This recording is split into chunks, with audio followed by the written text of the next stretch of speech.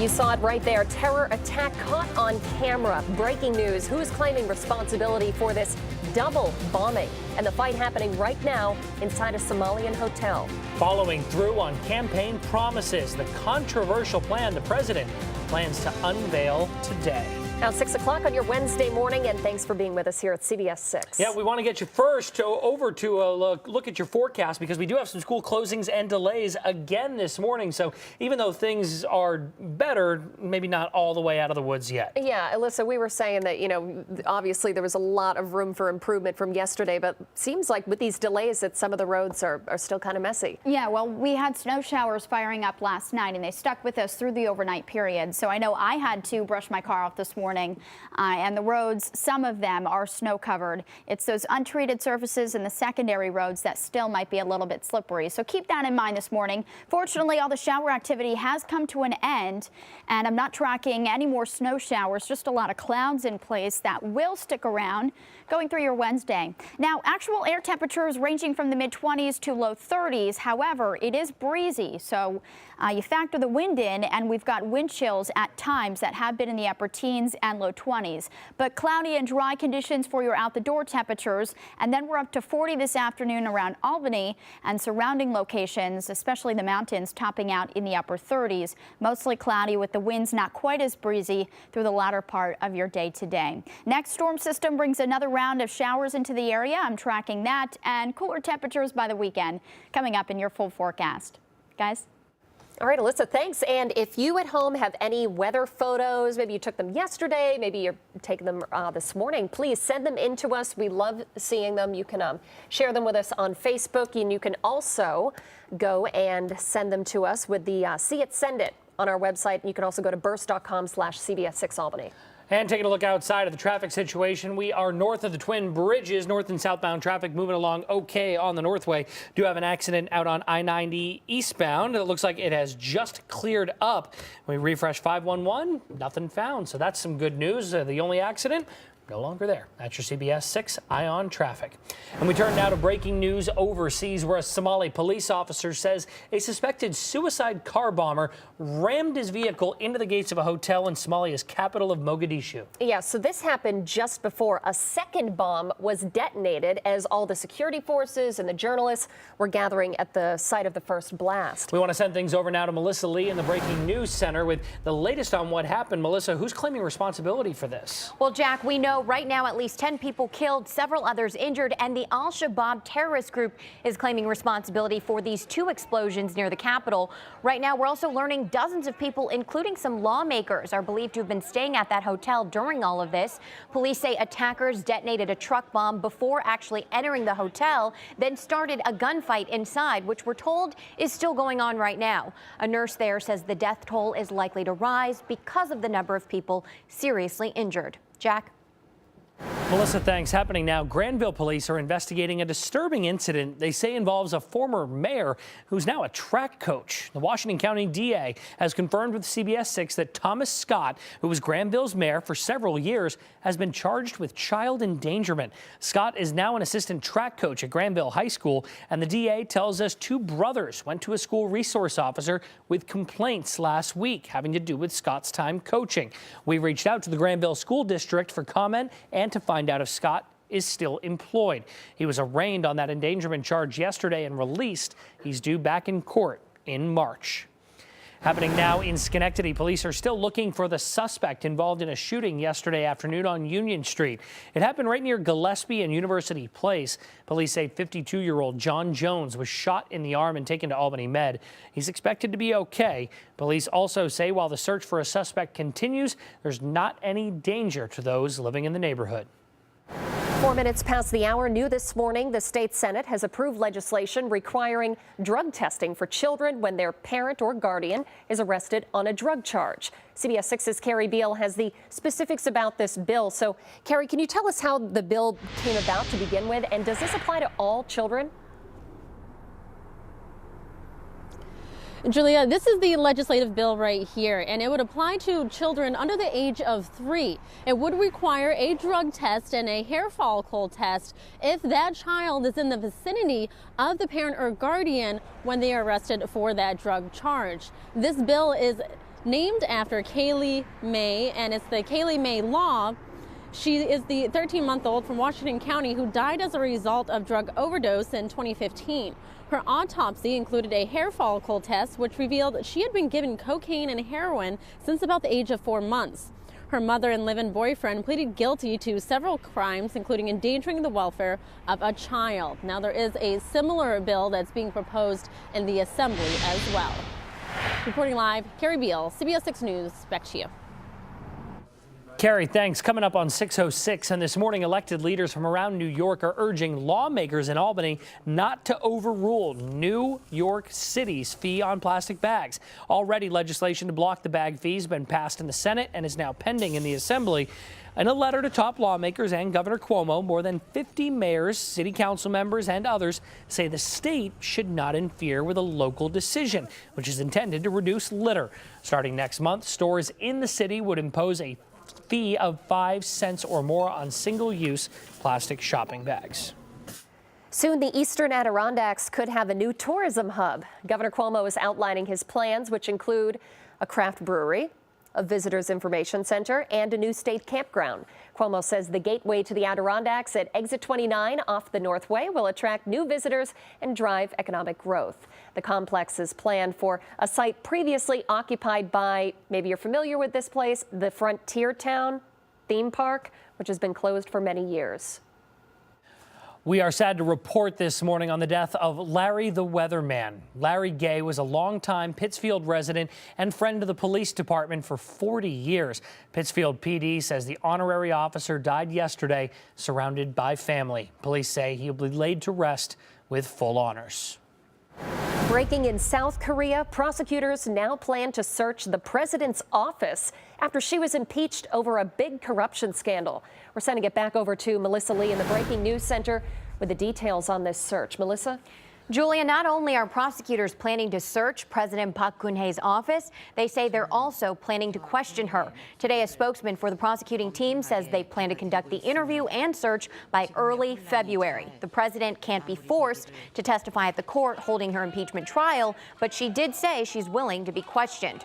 Right now, it's unclear if her office will allow the search of the presidential Blue Office. Julia?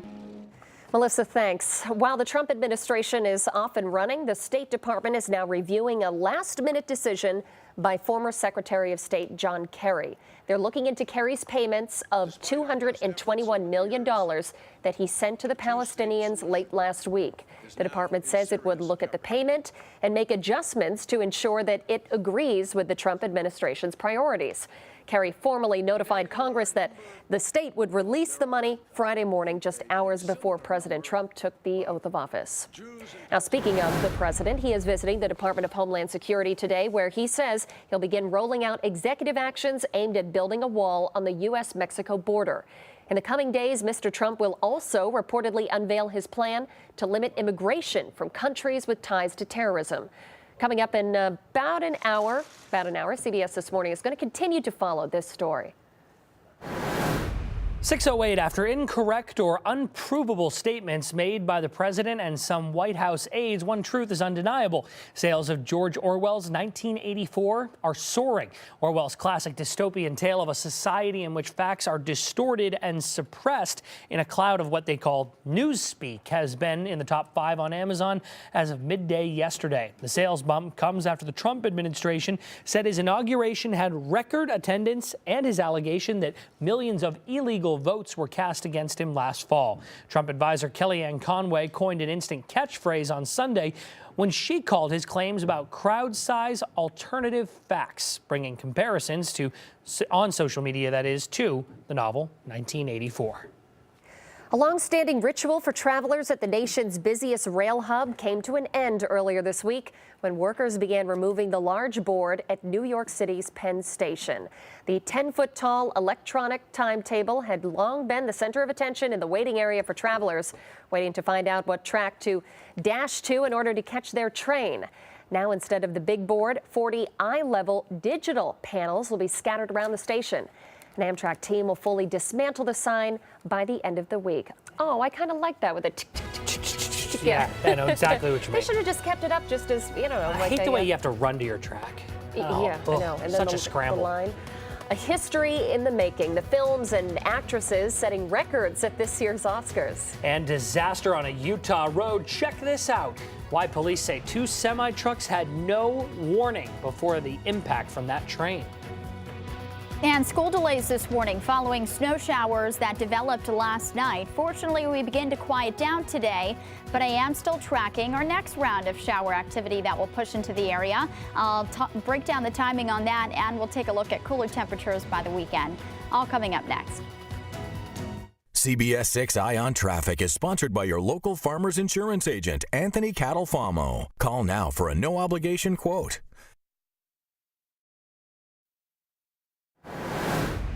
Breaking news overseas as rescue efforts in Italy continue. Crews have recovered even more bodies from the rubble of a hotel that was just slammed by an avalanche last week. We want to get to Melissa Lee in our breaking news center. So, Melissa, what are the latest totals? Julia, officials this morning say they've located 23 bodies with 6 still unaccounted for. We're also learning the search and rescue efforts come with more sad news for central Italy. Yesterday, an emergency helicopter slammed into a mountainside as its crew was trying to rescue an injured skier. 2 pilots, 3 crew members, and the skier were all killed. Some of the rescue team had actually been working at the avalanche site up until earlier this week. Jack? Melissa, thanks. Taking a look at some of the other stories topping headlines this Wednesday morning.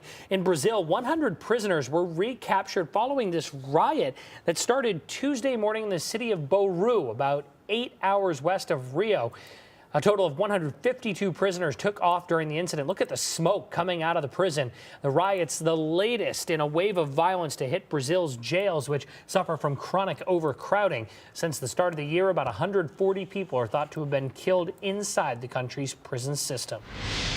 It's history in the making after this year's Oscar nominees were announced. First, La La Land earned a record 14 nominations, tying it with the films All About Eve and Titanic.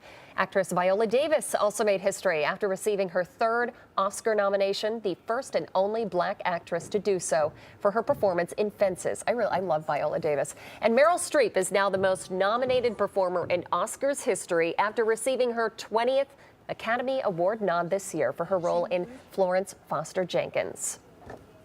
Well, it seems like nothing is going to stop Erin Andrews from doing her job. The Fox Sports reporter has revealed that she was reporting on the sidelines late last year, all the while battling cervical cancer. The diagnosis came several months after she won a civil trial against a stalker for invading her privacy. Andrews says that after her diagnosis, she underwent 2 procedures, but didn't take any time off and didn't initially tell her coworkers. She reported from the sidelines 5 days after the first procedure, saying work was her escape. Andrews now says that she's looking forward to working as Fox's main sideline reporter at the Super Bowl in Houston on February 5th. 16 minutes after 6, take a look at this incredible dash cam video. Wait for it. Here comes the train. Wow, right through the back of the FedEx truck. This is out in Utah. It actually hit 2 trucks, one going each way. If you look closer, you can see the arms of the crossing. So on the right-hand side of the screen, see them now they're coming down. A little better late than never, I guess. Those arms weren't down and the lights weren't flashing when the trucks were going across.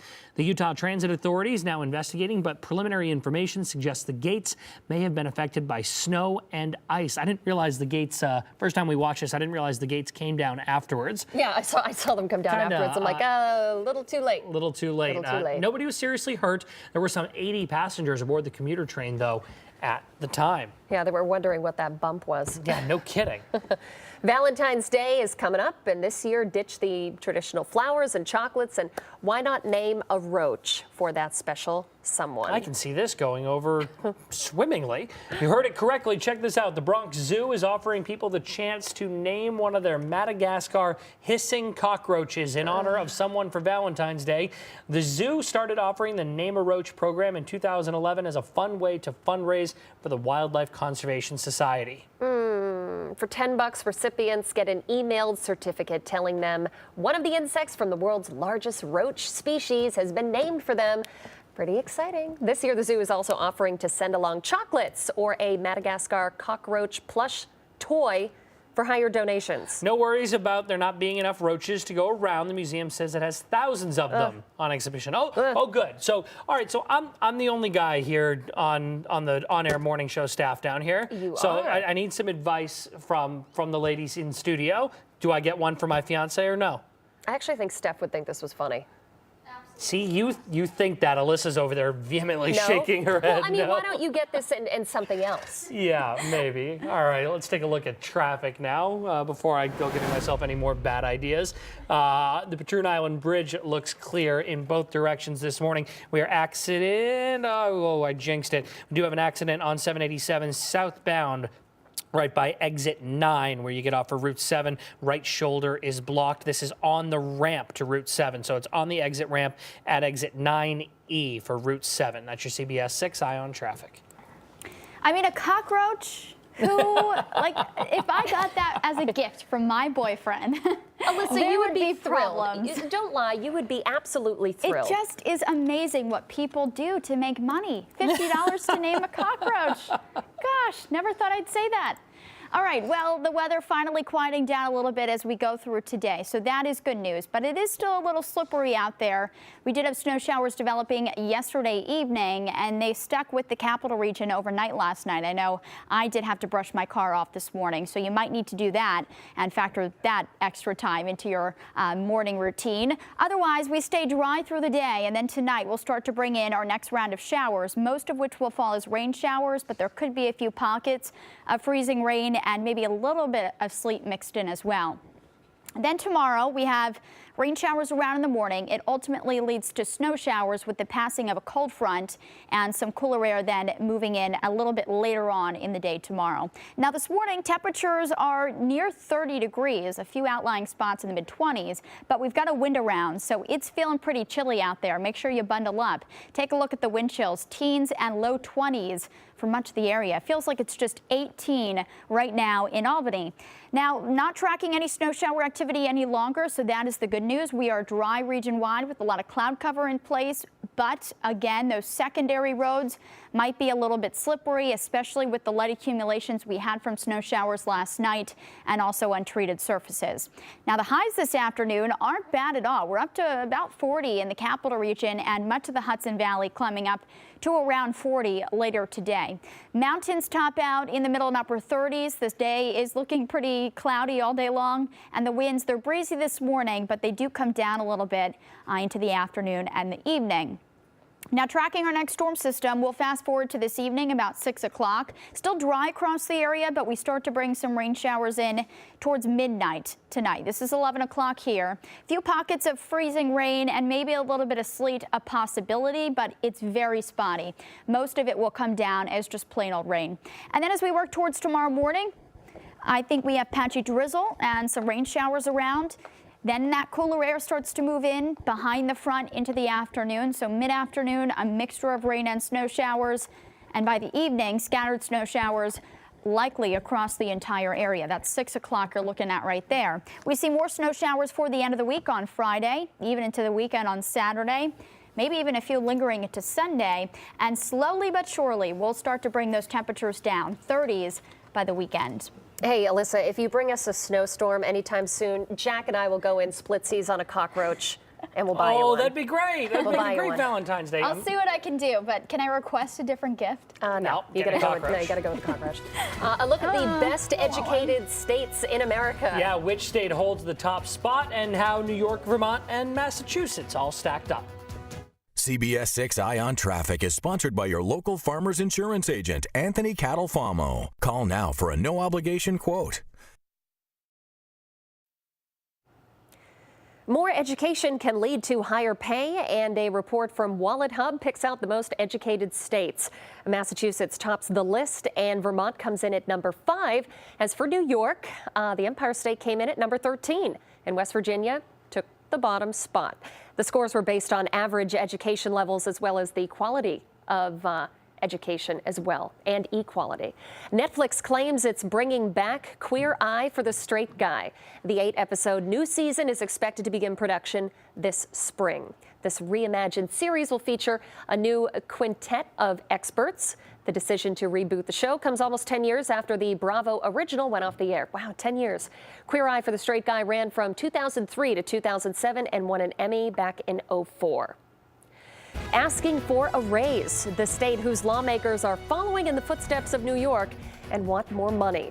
Terror attack in Somalia. Look at that, caught on video. Melissa Lee is tracking this breaking story, and she joins us with more on this double bombing. Colony police are asking for your help in identifying 2 pit bulls they believe were abused. I'm Carrie Beeling. Coming up, where are they recovering this morning? And school delays on the bottom of your screen this morning following snow showers that developed last night. We'll show you the radar and how we're shaping up for today, plus the next round of showers moving in pretty soon as well. All of that coming up.